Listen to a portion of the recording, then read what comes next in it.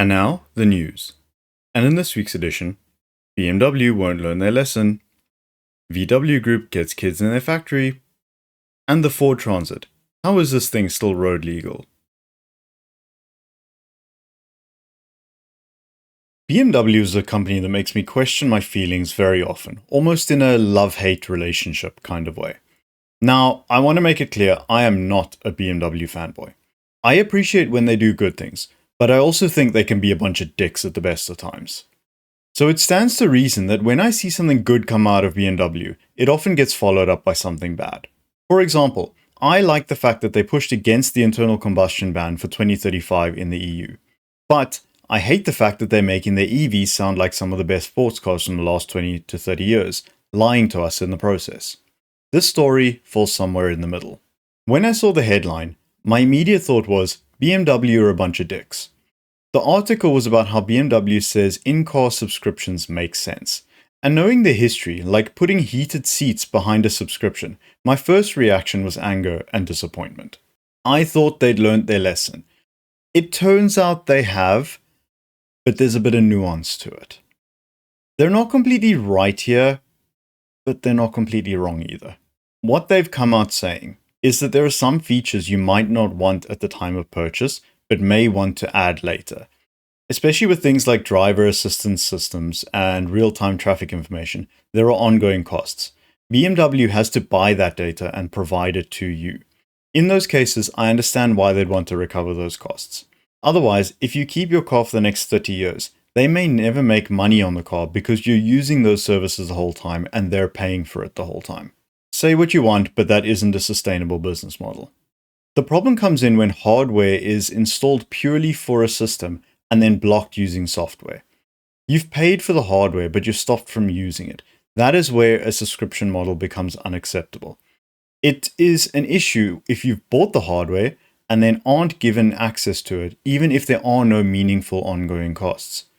But on the other hand, it's better for everyone if you can upgrade features without having to replace the entire car. That potentially saves another car from being manufactured unnecessarily. So on that point, I do agree.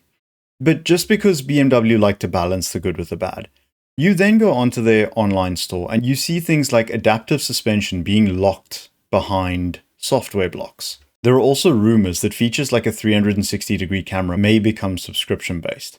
A 360-degree camera has nothing to do with internet costs. Everything is already on the car. And therein lies my point again. If it's installed, I should be able to use it. I have bought it, therefore I should have access to it. The same goes for things like remote start, parking assistance, and similar features. All of these sorts of things get hidden behind subscription models. And I don't see why I should have to pay extra, be it through subscriptions or microtransactions, even worse, to use hardware that's already there. This for them is all about simplifying production. They want to make manufacturing easier by fitting the same tech to all cars and not having to worry about what tech goes into one car that doesn't go into another. That saves them money. But they can't save money by standardizing production and then charge you again to unlock what you've already paid for. They save money and you spend more. That isn't fair. This said, they're only doing it because people tolerate it to begin with.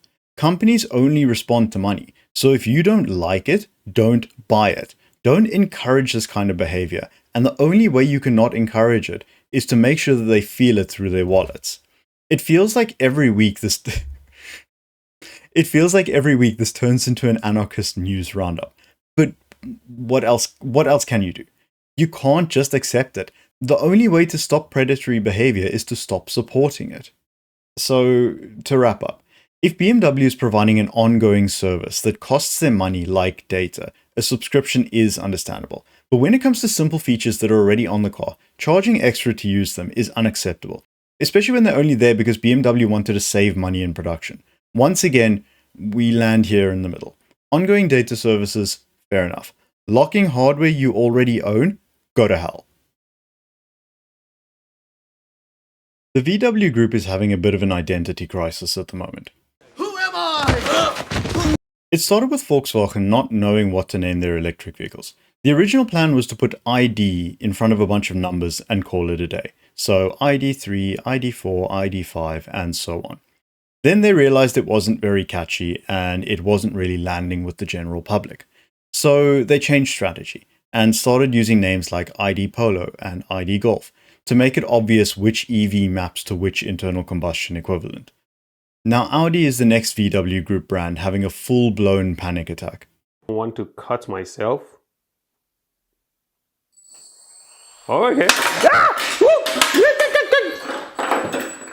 They changed the A4 to the A5 because they wanted odd-numbered A cars to be internal combustion engines and even numbers to be electric.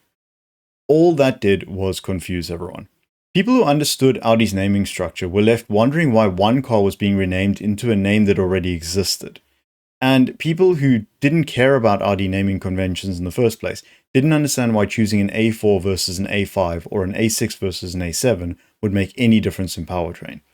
So essentially the whole renaming structure only made sense to the person who came up with it. But like VW, Audi are now backtracking. They're going to put every name back the way it was before. So what used to be an A4, then became an A5, is now becoming an A4 again. And it looks like they'll just stick e-tron on the electric models, which is what they were doing anyway. So I don't understand why the change was necessary in the first place, but it seems reason has finally won out at Audi, and they're going back to naming their cars sensibly. It's just a pity they had to have a really expensive meltdown along the way. And then the last one is Porsche. They're not having a naming crisis. They know exactly which car gets which name. What they don't seem to know is whether those cars are going to get an electric motor or an internal combustion engine. The original plan was to drop the internal combustion engine from the Boxster and the Cayman, i.e. the 718 cars, and turn them into electric sports cars. Then there were delays. Now it's coming out that there are rising costs because of those delays. And even though they backtracked slightly last year and said they'd likely launch hybrid models alongside the electric ones, rumors are now suggesting that the electric version could be scrapped altogether. So in other words, ICE is back on the menu, boys.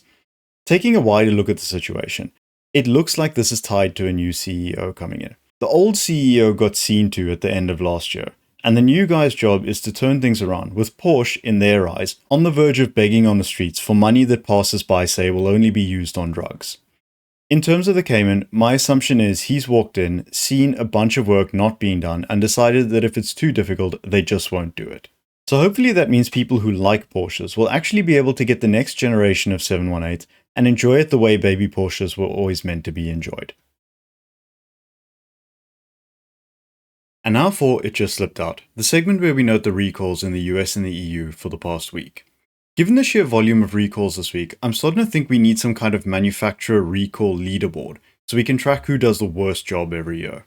Honestly, there are so many this week that I almost wanted to split this section out into its own video. But I didn't, so get your fire extinguishers ready because apparently every car on the planet is a fire risk at the moment. VW are showing how forward-thinking they are. Instead of the engine fires that have been plaguing rivals recently, VW is going green with their fires instead, ensuring it's only electric vehicles that could spontaneously combust. VW ID4 models produced from September 2022 to April 2025 have some missing software which could cause the batteries to catch fire. Because it's a software issue, a fix will be sent out via over-the-air updates for the nearly 44,000 affected vehicles. Owners will be notified around the 20th of March, so enjoy driving your spontaneous bonfire till then. Not content to call it a day though, VW have two more entries on this list. Amarok's, produced between January and June of 2025, could lose braking power due to a failing brake booster. Leg day intensifies. Lastly, ID Buzz Cargo, ID3 and ID7 models produced from September 2023 to March 2024 could have an increased battery discharge rate. This could cause them to overheat and, you guessed it, catch fire.